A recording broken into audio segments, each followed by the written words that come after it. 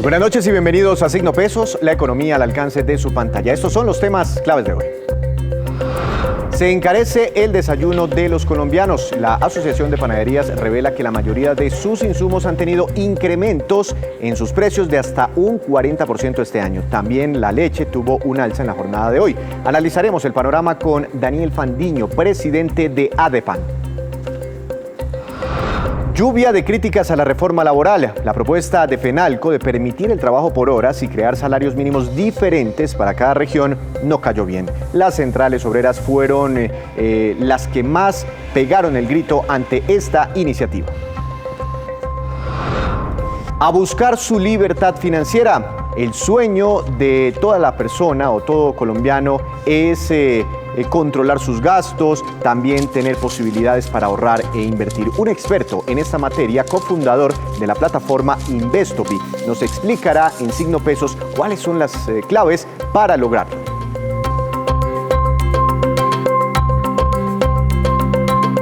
Comenzamos esta emisión hablando de un tema crucial para todos los hogares. Hay un encarecimiento muy fuerte en los precios del pan y también de la leche, dos productos básicos y esenciales en la mesa de todas las familias, de todos los hogares. Para hablar de este tema quiero saludar al doctor Daniel Fandiño. Él es el presidente de la Asociación Nacional de Fabricantes de Pan. Doctor Fandiño, buenas noches. Creo que nos atiende desde la ciudad de Villavicencio. ¿Cómo le ha ido?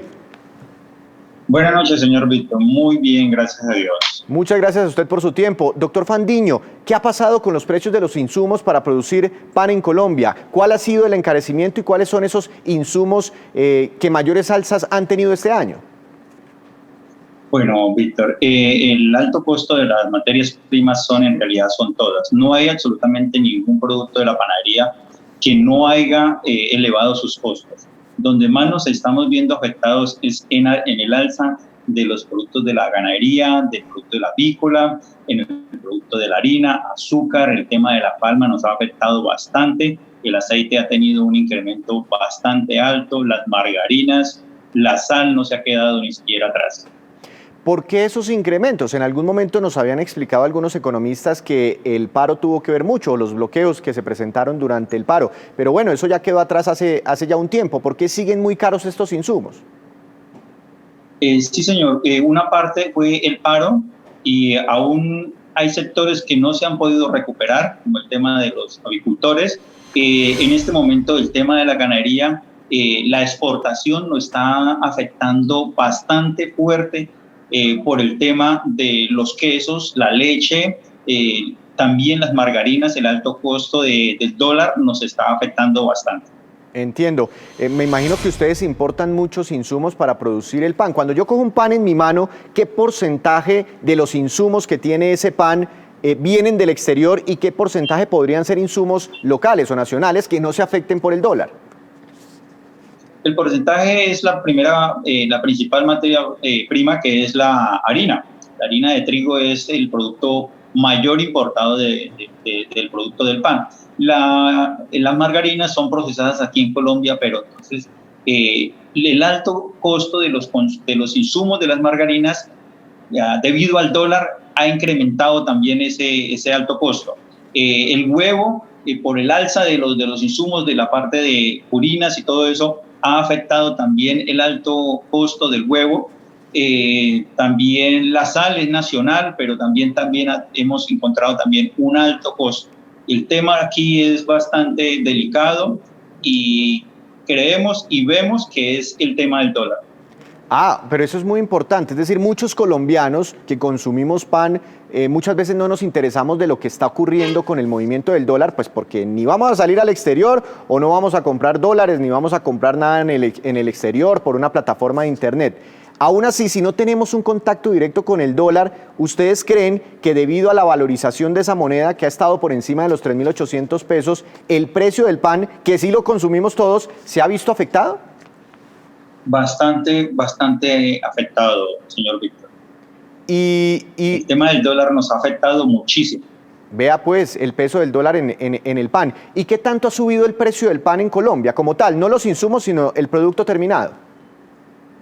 El producto terminado ha venido incrementando aproximadamente un 20, un 30, un 40%, dependiendo la grandeza o el tamaño de la panadería. Todas las panaderías nos hemos visto afectados, pero las que más están afectando son las pequeñas panaderías artesanales, las cuales el día a día de estas panaderías, comprar a diario, les afecta muchísimo más.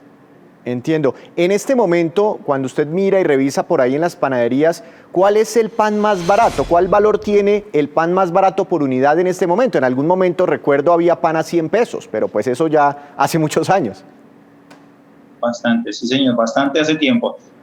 Ahorita el pan más económico está de 300 pesos, pero tiende a desaparecer porque los altos costos de las materias primas no nos dan rentabilidad para procesar y elaborar un pan de ese valor. ¿Ya no hay pan de 200 pesos?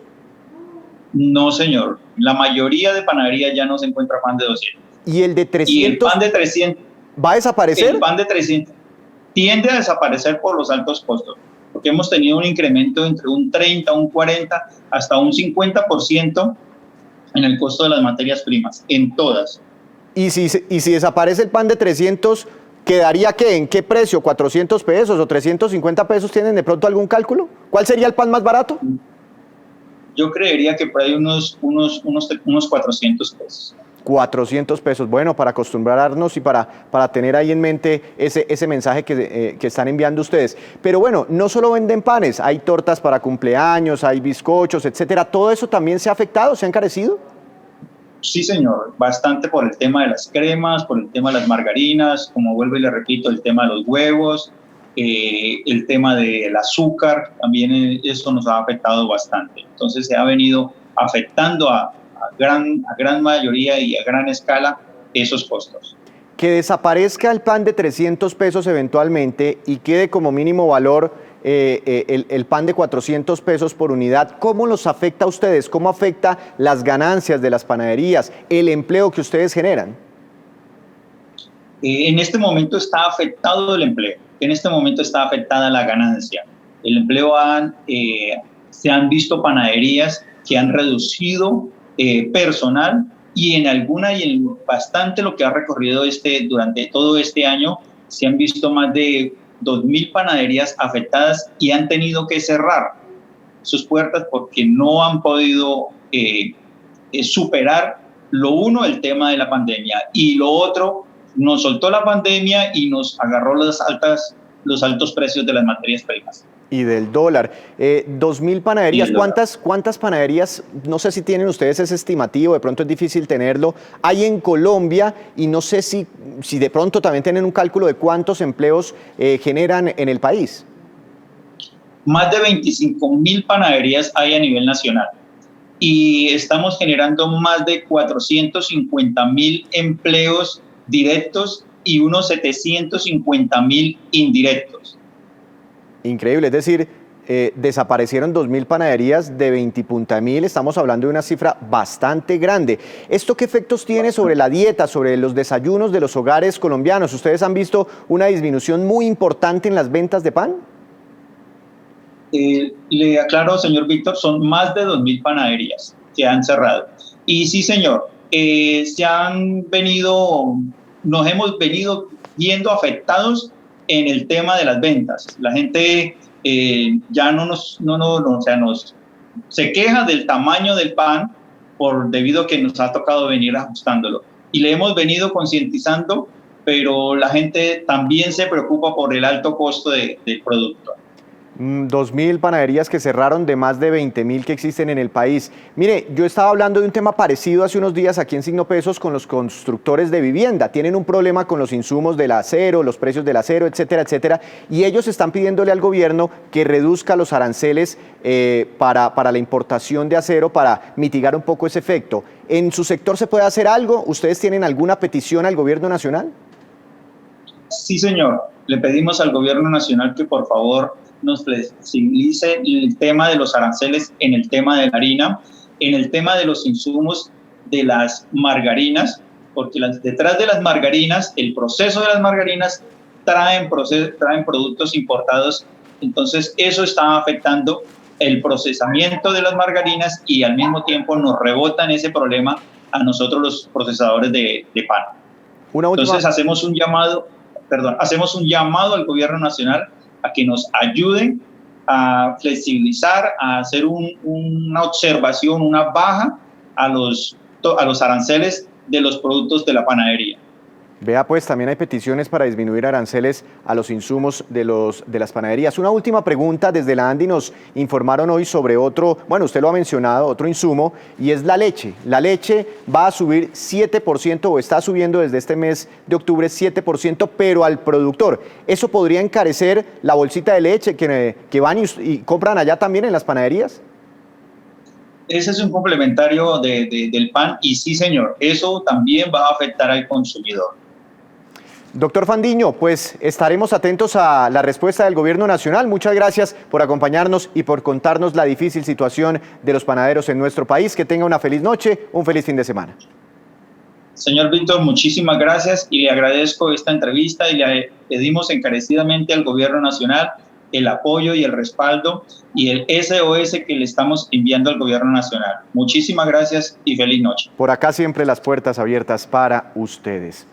Cambiando de tema, una lluvia de críticas, especialmente provenientes de las centrales obreras, generó la propuesta de FENALCO que plantea la necesidad de hacer un revolcón al sistema laboral en Colombia. Esa propuesta incluye legalizar la contratación por horas y crear un salario que sea diferente dependiendo de la región del país. Veamos.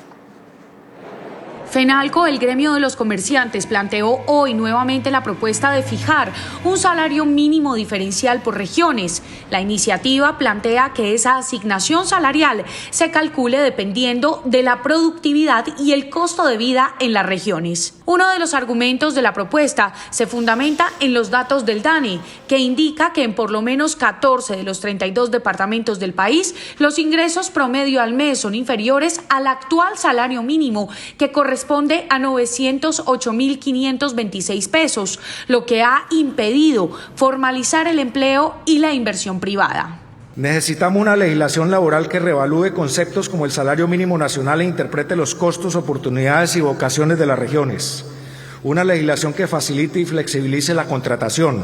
Las centrales obreras rechazaron tajantemente la propuesta de FENALCO al señalar que establecer un salario diferenciado por regiones vulnera el derecho de los trabajadores al salario mínimo legal vigente que ya está establecido.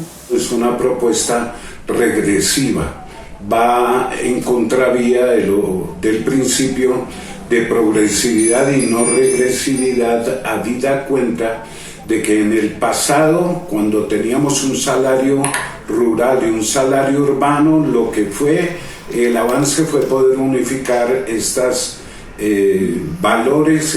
Nos parece un absurdo. No puede ser recortando los derechos de los trabajadores como progresa el país, como se reactiva la economía. Es por el contrario. Los habitantes, los trabajadores y sus familias tienen que tener un mayor ingreso. Nos oponemos radicalmente a una reforma laboral y pensional regresiva como la que propone el señor Jaime Alberto Cabal de FENALCO. ¿Pero qué opina la gente en la calle? Bueno, estoy de acuerdo porque van a empezar a pagar menos. Y además va a ser más o menos un tipo de modelo como el de prestación de servicios. Y si solamente la empresa lo requiere 2 o 3 horas en el día, pues por eso lo van a pagar. Y asimismo esto va a impactar negativamente a lo que es la pensión también. Esta reforma que plantea el gremio de los comerciantes abriría la puerta para que las micro y medianas empresas, que representan el 90%, accedan a contratar a profesionales, especialistas, doctores y magíster por horas. Y hoy en Cartagena, donde FENALCO lanzó su polémica propuesta de reforma laboral, contestaron los ministros tanto de Hacienda como de Trabajo. Aunque no mostraron un rechazo abierto a esta iniciativa, se fueron por las ramas, señalando lo que el gobierno está haciendo para promover la generación de empleos y también, dijeron estos ministros, para reducir la informalidad laboral. Veamos. No, en principio, la reactivación más importante del empleo es por la vía del crecimiento. En segundo lugar, con los esfuerzos que estamos haciendo con la ley de inversión social, tanto en subsidio a la nómina como en programas de incentivo al empleo y en el esfuerzo del ministro de Trabajo, que aquí lo presentó en materia de mejoramiento en educación para el trabajo y en desarrollo de competencias. Nosotros acabamos de lanzar el programa El Piso de Protección Social, donde dice es tiempo parcial donde se le paga las prestaciones sociales a ese trabajador por tiempo parcial, menos de un salario mínimo, y de esa manera puede acceder a la seguridad social completa. Aquí en Colombia, desde que yo llegué al Ministerio de Trabajo, se habla del trabajo por horas, y lo único que uno escucha es divide el salario mínimo en 240. Esa no es la discusión. Hay que darla y la seguiremos dando. Hacemos una breve pausa, pero cuando regresemos, espere. Una reconocida cadena de hoteles de Colombia logró una importante inyección de capital. Ya llega Juan Fernández con su movida empresarial.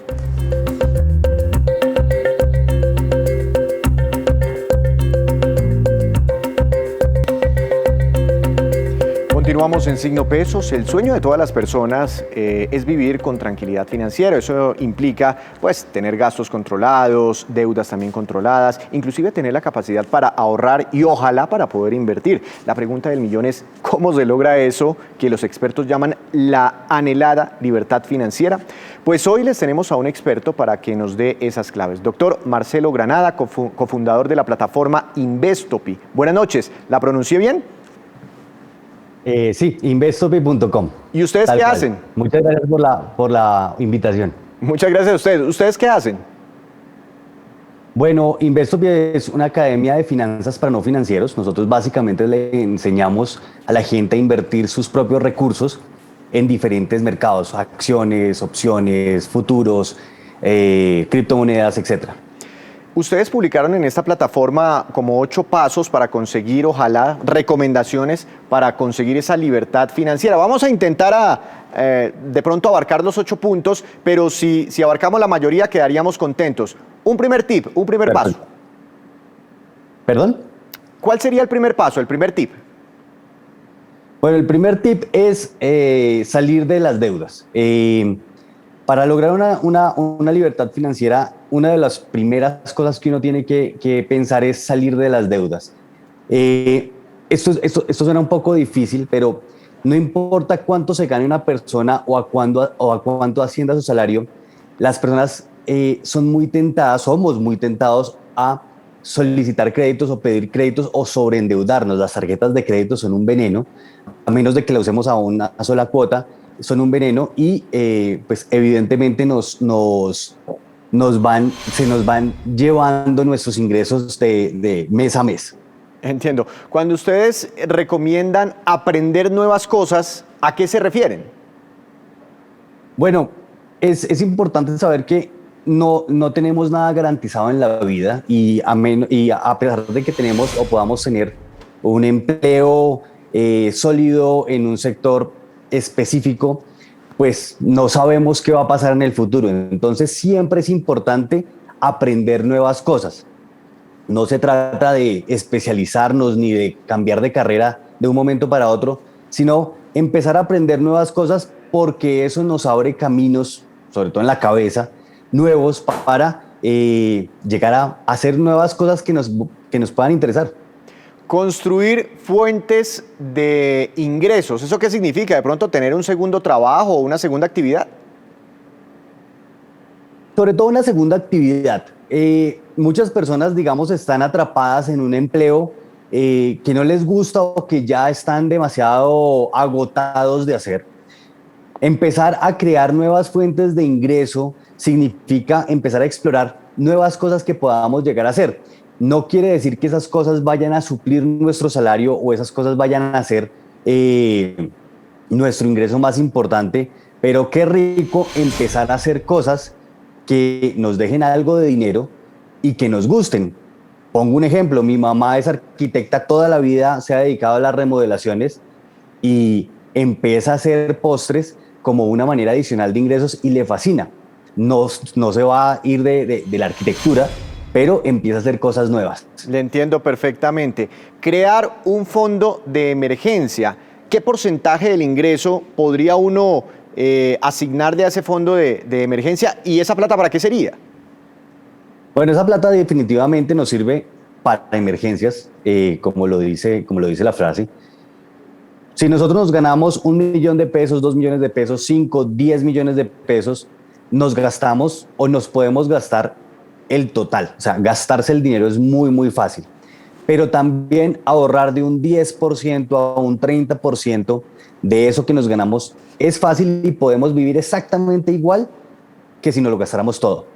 Ese fondo tiene que ser constante y tiene que construirse para una eventualidad, una enfermedad, una falta de trabajo o unas vacaciones, por ejemplo. Esos fondos de emergencia siempre son muy buenos. Interesante. Hay otra recomendación, controlar los gastos. ¿Eso cómo se hace? Pues si siempre me llega el recibo de la luz, siempre me llega el recibo del agua, tengo que pagar el transporte, comprar ropa, en fin, ¿cómo se controla?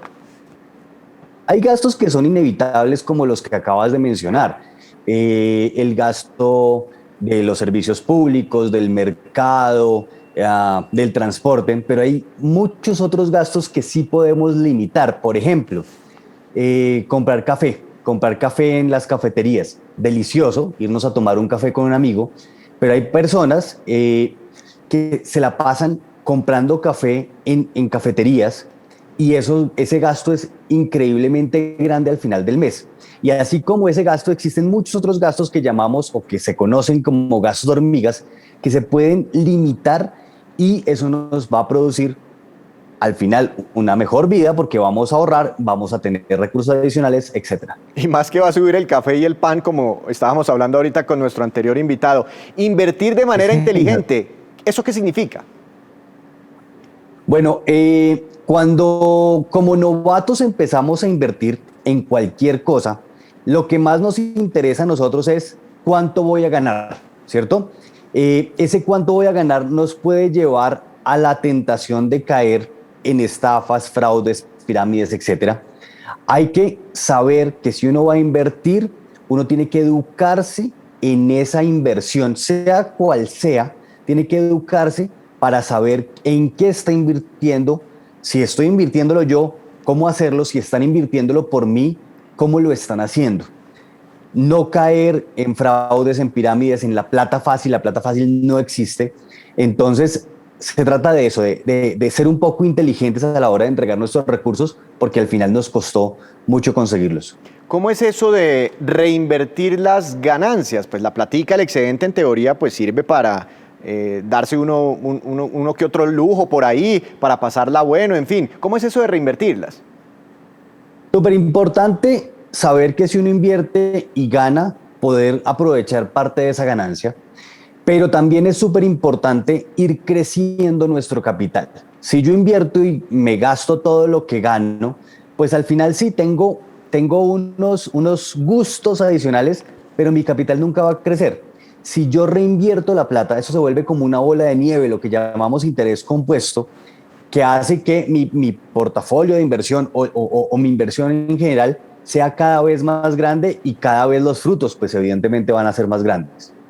Estoy aquí leyendo una última recomendación y no la entiendo muy bien, no la había escuchado inclusive. Vivir una vida con ingresos pasivos. ¿Eso qué significa? Los ingresos pasivos básicamente son ingresos que se producen sin que yo haga ningún esfuerzo o casi ningún esfuerzo. Voy a poner un ejemplo. Si yo invierto en acciones, pongo mis acciones o pongo mi dinero en acciones, las acciones mes a mes, año a año o trimestre a trimestre me empiezan a dar unos rendimientos que yo no tengo que trabajar. Pues, evidentemente tengo que estar pendiente de mis inversiones, pero no tengo que trabajarle el día a día 8 horas. Esos son los ingresos pasivos.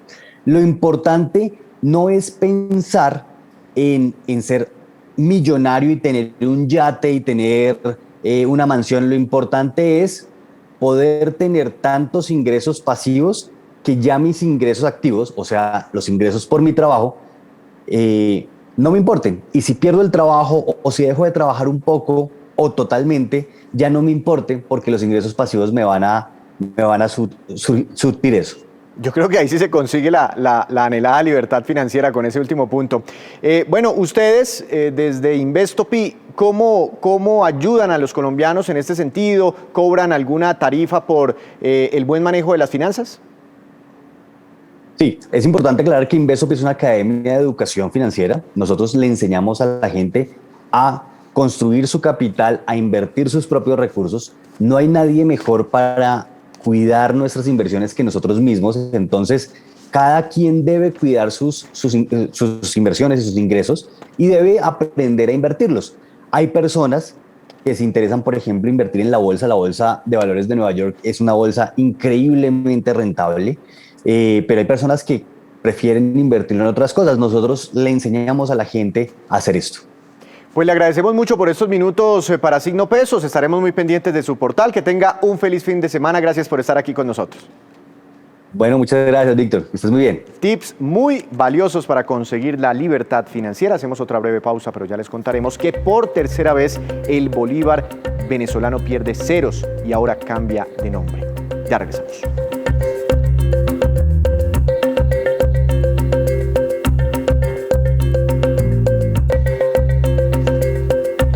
Regresamos a Signo Pesos con esta que es la cifra económica del día. 10 billones de pesos y corresponde al costo que tendrá la cosecha cafetera de este año en nuestro país, gracias a una producción que llegaría a los 13,7 millones de sacos en este 2021. El Ministerio de Agricultura explicó que además se esperan exportaciones de este grano por 2.600 millones de dólares. Las cifras fueron entregadas hoy con motivo del Día Internacional del Café, un producto emblemático de Colombia que se cultiva en muchos municipios del país, emplea a 2,5 millones de personas. Felicitaciones a todos los caficultores colombianos. Llega a esta hora Juan Fernández con información empresarial. Juan, adelante. Víctor, buenas noches. Hoy le voy a hablar de negocios relacionados con el turismo, con hoteles y la cadena colombiana Allenda, que está levantando capital por cerca de 39.000 millones de pesos para expandirse en América Latina, donde además de Colombia opera en México y Perú, con los que completa, en este caso, casi 80.000 millones de pesos desde que fue fundada la compañía.